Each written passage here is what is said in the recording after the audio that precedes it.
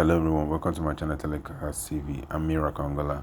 You're watching the INEC Chairman brief to the media on how the election will hold, certain measures that will be put in place to stop network glitches, and how election will be free and fair.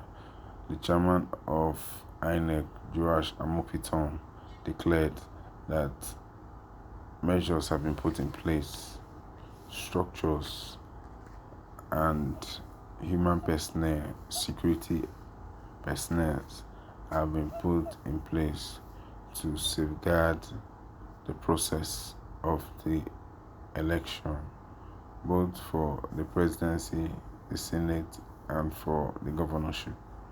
Now, looking at his speech and his words, can we say that he will produce a credible, free and fair election?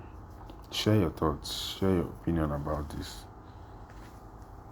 Endeavor to watch to the end. Don't miss trending videos. Let's now cross live to Abuja, where the chairman of the Independent National Electoral Commission, Joash Omupitan, is addressing the media. Let's listen. Arising from any delay that may result into some logistical failure,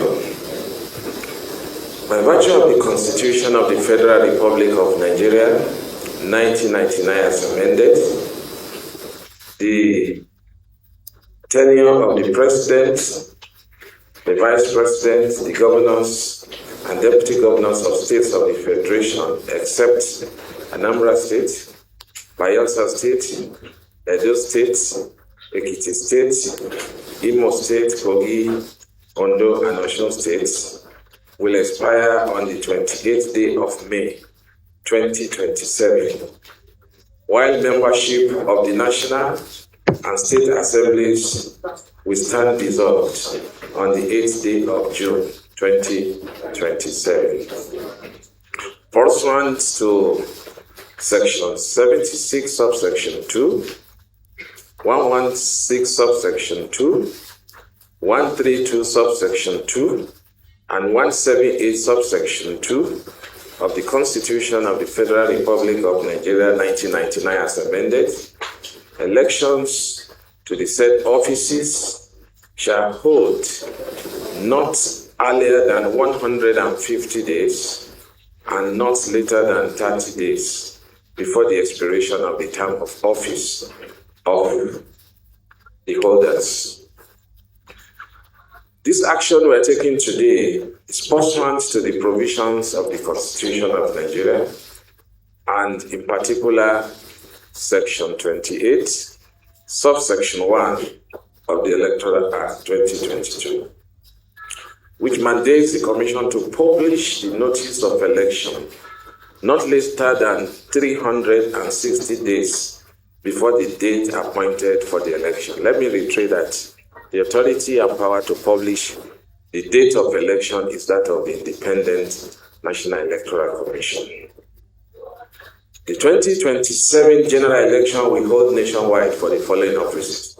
Number 1, President and Vice President of the Federal Republic of Nigeria, governors and deputy governors of the states of the Federation, except those states I've earlier mentioned, members of Senate, members of House of Representatives, and members of the Houses of Assembly of States. Therefore, in exercise of the powers conferred on the Commission by the Constitution of the Federal Republic of Nigeria, 1999 as amended, and the Electoral Act of 2022, and all other powers enabling it in that behalf, the Commission hereby sets in motion the electoral process for the 2027 general election and fixes the date of the 2027 general election as follows. 1. Presidential and National Assembly election will come on the 20th February 2027. 2. Governorship and State Houses of Assembly will be 6th March 2027.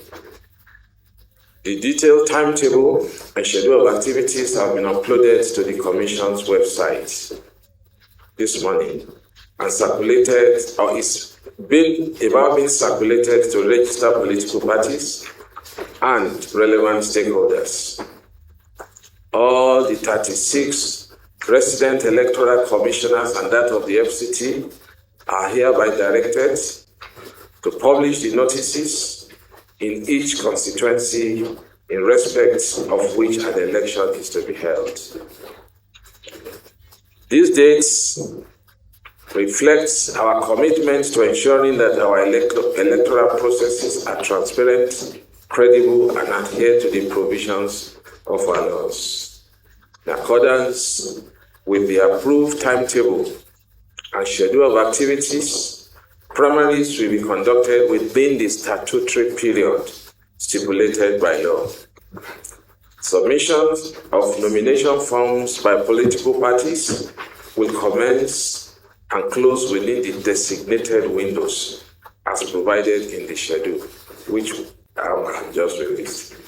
Campaigns by political parties shall commence on the date specified by law and end 24 hours before the election. I must also take a moment to address the current electoral amendment bill that is pending in the National Assembly. This bill has sparked important discussions and concern among the various stakeholders in our democracy. We recognize the necessity of enhancing our electoral framework to ensure that it meets the ever-evolving needs of our society and reflects our aspiration for free, fair, and credible election. It is imperative to note that while we are eager to adopt any amendments that may strengthen our electoral processes, we must also act in accordance with the existing provisions of the Electoral Act. As an independent electoral body, we are committed to upholding the rule of law and ensuring that our actions are guided by established legal framework. The timely announcement of the election date is a critical step in this process, allowing our stakeholders, political parties, civil societies, organizations, the electorate to prepare adequately for the election. As we move forward, INEC remains dedicated to engaging with all the stakeholders to foster a transparent dialogue regarding the proposed amendments. We believe that the collaboration and open communications are essential in the electoral system that serves the interests of all Nigerians. Political parties are strongly advised to strictly adhere to the timelines. The Commission will not hesitate to enforce compliance with the law. The Commission remains committed to deepening the deployment of technology to enhance transparency in the electoral process, ensuring the continuous cleaning and updating of the National Register of Voters, strengthening engagement with security agencies to guarantee peaceful elections, expanding voters' education and stakeholder collaboration to promote informed participation. Let me reiterate that INEC is guided solely by the Constitution, the Electoral Act, and our regulations and guidelines. We shall continue to act impartially, transparently, and professionally in the discharge of our duties. I call on all political parties to conduct peaceful and credible primaries, to shun violence and inflammatory rhetorics, and to uphold internal democracy. I equally appeal to candidates, supporters, and electorates to conduct themselves peacefully throughout the electoral cycle. The success of the 2027 general election is a collective responsibility. Government institutions, security agencies, the media, the civil society, organizations, and indeed all Nigerians must play their respective roles. As we commence this important national exercise, I assure Nigerians that the Commission is fully prepared and determined to deliver an election that reflects the sovereign will of the people. In conclusion, I urge all political parties, candidates, and citizens to begin preparing for this pivotal moment in our democracy. Let us work together to ensure that the electoral process is peaceful, inclusive, and reflects the will of our people. On behalf of the Commission, I hereby formally release the notice of election and the timetable and schedule of activities for the 2027 general election. May God bless the Federal Republic of Nigeria. Thank you. Thank you very much, sir. That was the Honorable Chairman of the Independent National Electoral Commission, Professor Joash Ojo Amupitan, delivering his address on the formal publication of the notice of election for the 2027 general election. His address has actually put to rest the several unauthorized publications you'll be getting on other social media networks. Today, members of the media, you are here to hear right from the source. Once again, we thank the Honorable Chairman.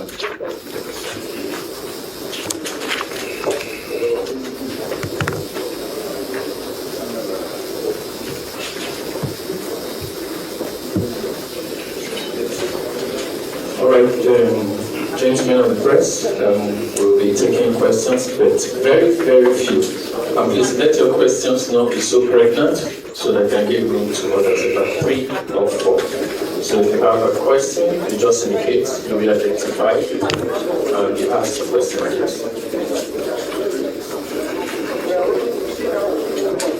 Question? Okay. The lady, please. The lady.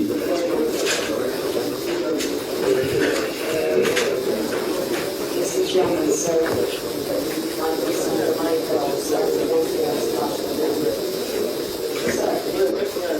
I can't hear you. To ensure all this Can you speak louder? Yeah, I'm barely hearing you, but go ahead. Okay. Thank you. I'm some Jamaicans. I report for National Bank. And my question is very simple and short.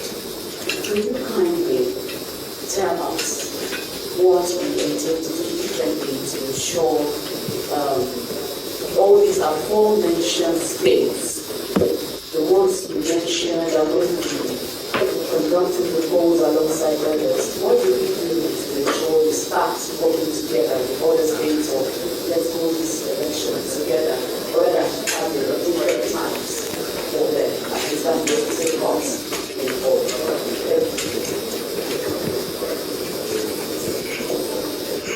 Guys, having one election in one day. That was the off-cycle election. Why can't we bring them together? With the general election? No, yes. The off-cycle, the constitutional matter. Off-cycle. Those ones are for with the off-cycle. Those ones you mentioned will not participate. Okay. Next question, please.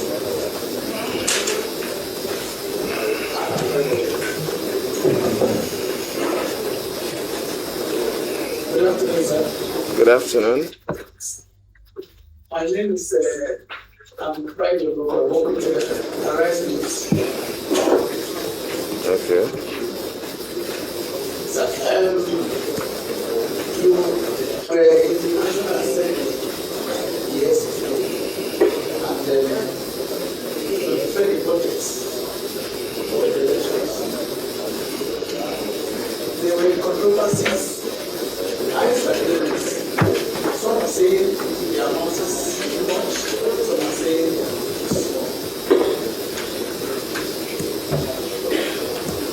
the 1 trillion naira that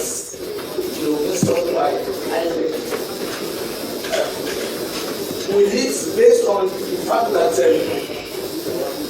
there may be some unforeseen contingencies, especially the secretary, many issues are gone. Is that amount, will it be commensurate with what is expected? Or is this small compared to what the demands of the office really entails? That is question one. And after that question, so the other question is it has to do with the fact that before you came to office, some issues were raised by the Sharia Council, some calling for your resignation that based on what deeds as a lawyer will bring. And the question is, right now that you are in the office, we want to know if your position about the killings in the country, for instance, if it has changed. Thank you very much. It's the media, please. I don't know if you're listening. The chairman does give an address on the release of the timetable. So I believe our questions should be around the release of the timetable. Thank you. Next question. Correct. Chairman, my name is David Lonoja. Last week, this week I'm interested. The Senate, while trying to pass the Electoral Act of 2025, they doubt that INEC may not be able to conduct election based on e-transmission due to network issue. Though in the public arena, some people were saying that what we say speak for INEC itself. And today is another important avenue for the INEC to speak to Nigerians. What's your stand on this? Is it possible that INEC can do this? Or what's your stand? And finally, sir, we read yesterday that about 400 billion naira was earmarked for technology at the 2027 election. 5 and spending budget was massive. And he said, recently, in the stakeholders meeting, he said they're not going to use any technology for the 2027 election. So I don't know what you have to say on that, sir. Thank you. I hope you are not misquoting me. And that's okay. What is it? I thought I was trying that one.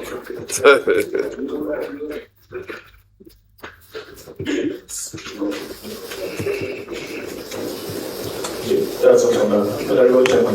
Okay, thank you very much. Maybe I should answer from the last person so that it's still very fresh.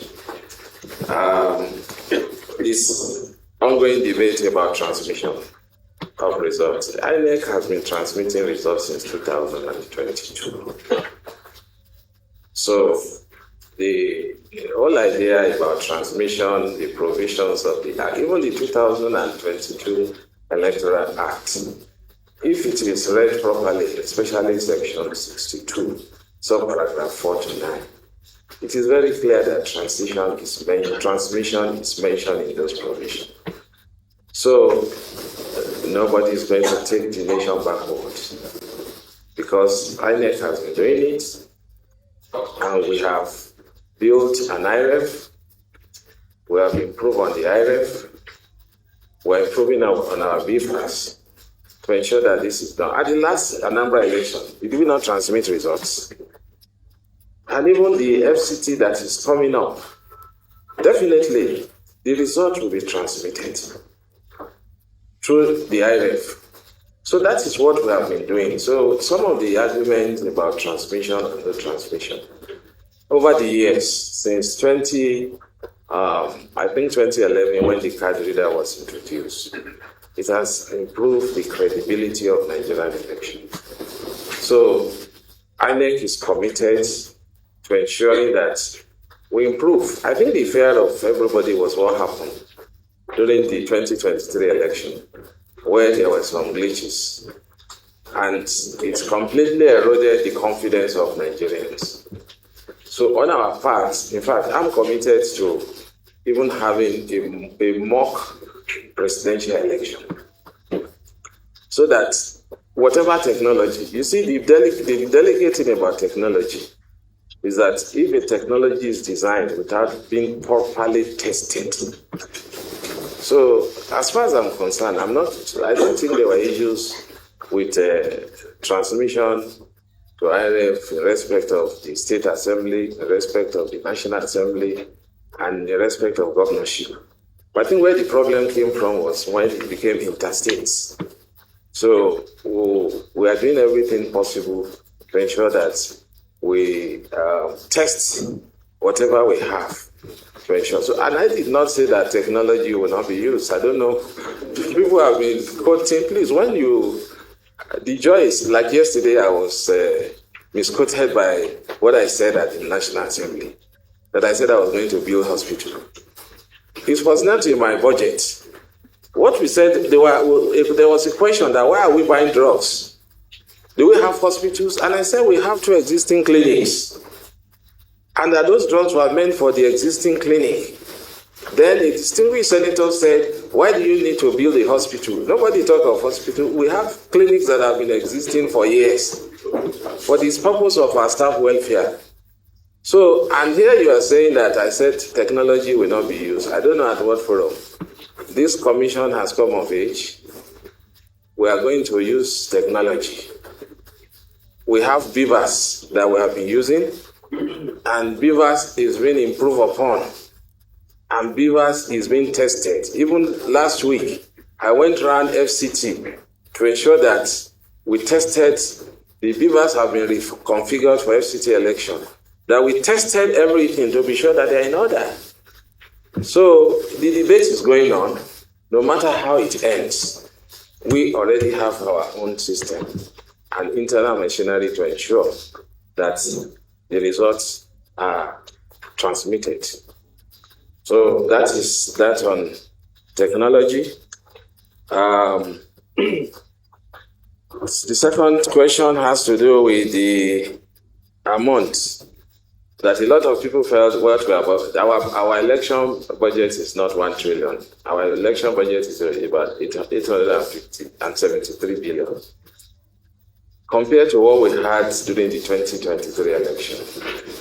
Now, while we were at the National Assembly yesterday, my attention was drawn to a resolution of the House of Representatives that we should increase the amount that we pay to ad hoc staff, NY corpus. And by the time they work it out, it came to about 32 billion because we'll be using about 450,000 corpus. And I said to them, unlike what happened in 2023, we have doubled the amount that we are supposed to be paying corpus and other ad hoc staff. And that the bill they were bringing yesterday of 32 billion naira, just for corpus. I said corpus, in every polling unit, you have 4 pool officials. You have the presiding officers, you have APO1, APO2, APO, and APO3. So there are 4 of them. So by implication, by the time you are increasing to the amounts that you are doing for NYC corps members, you're also going to have to implement the same for APO1, APO2, APO3. Now multiply 32 billion times 4. Just for ad hoc staff, the cost of training.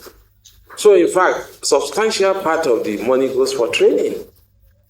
It's how you train ad hoc staff, rack tech, and all those. Then you are now talking also of inflation and forex. When you compare it to the 2023 election, we have even been modest in ensuring that the cost of the election is kept within bounds. Because everything has a cost. If you are really going to give the cost of an election in Nigeria, for instance, I can tell Nigerians, I need a a law enforcement agent of my own. An agency that I know is 100% controlled by INEC. Are we prepared for that? I can also say that I need to build my own network. so that I am very sure. But despite these deficiencies, we are going to put everything possible not to disappoint Nigerians. We are going to be working with relevant agencies, the law enforcement agencies. We are going to be working with other professional bodies, IT bodies, to ensure that the problems we had in the past, we do not encounter them. So that is our mission, and so why not? We'll do our best to ensure that within the budget limits that we have, we give Nigeria what they desire. The other question you asked, this is a purely constitutional and statutory responsibility that I have here. So thank you for that. The one on election, you are talking of an election in one day, isn't it? Is it? Off-cycle election is a constitutional matter. For instance, we cannot delay an Anambra election which held in November till next year because of the provision of Section 76. Section 11, I have already referred to those constitutions, that election must take place at least not later than 150 days to the expiration of their tenure are not ending the same time. So that is why the election have to come as off-cycle election. You know, there were a lot of judicial processes involved, election petition tribunals, some governors were removed, and then those that eventually got on the ballot, they now had to start their tenure afresh. So it's for that reason that we cannot have the same time, election the same time with those states that are involved. Thank you very much.